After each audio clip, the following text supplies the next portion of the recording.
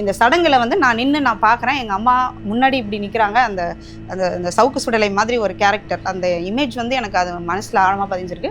இவங்க தமிழ் படம் தான் எடுத்திருக்காங்க, இவங்க சவுக்குனே வைக்கலாமே, ஏன் வந்து விப்படின்னு வச்சுருக்காங்க. பஞ்சாயத்தில் என்ன வந்து இந்த பூஜையில் உட்கார வைங்கடா அப்படின்னு சொல்லி இப்படி சொடக்கு போட்டு சொல்லுவான்றதை நான் இன்சிஸ்ட் பண்ணி சொல்லியிருப்பேன். அந்த பேயே அந்த கதையெல்லாம் அந்த சொடக்கு போட்டுட்டு தான் அது அப்படி நடக்க ஆரம்பிக்கும் போது அப்படி போகும்.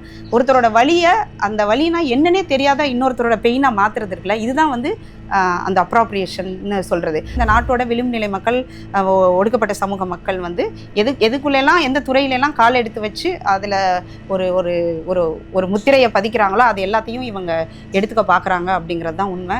நீங்கள் என்ன பண்ணுறீங்க, இங்கே இப்படி இருக்க பிராமின் உமனும் இங்கே இருக்கிற தலித் உமனும் சமம்னு நினச்சதுனால தான் இவங்க எக்ஸ்பீரியன்ஸாக மாற்றுறீங்க. நான் இது வரைக்கும் என் வாழ்க்கையில் எதை எதிர்த்துட்டு வந்திருக்கேனோ அதுக்குள்ளே கொண்டு போய் வச்சுட்டாங்க. இப்படி ஒரு அநீதி நம்ம கண்ணு முன்னாடி நடக்குது, எனக்கு நடக்குது, இல்லை எனக்கு தெரிஞ்சவங்களுக்கு நடக்குதுன்னா அதை அதை அதை அதை அங்கே ஸ்டாப் பண்ணுறதுக்கான எஃபர்ட்ஸ் போட வேண்டியது என் வேலை. ஏன்னா நீங்கள் அற உணர்ச்சிங்கிறது உங்களுக்கு நேச்சுரலாக உள்ளேருந்து வரணும். அது வரலைன்னா பய உணர்ச்சியை தான் நம்ம கொடுக்க வேண்டியிருக்கு.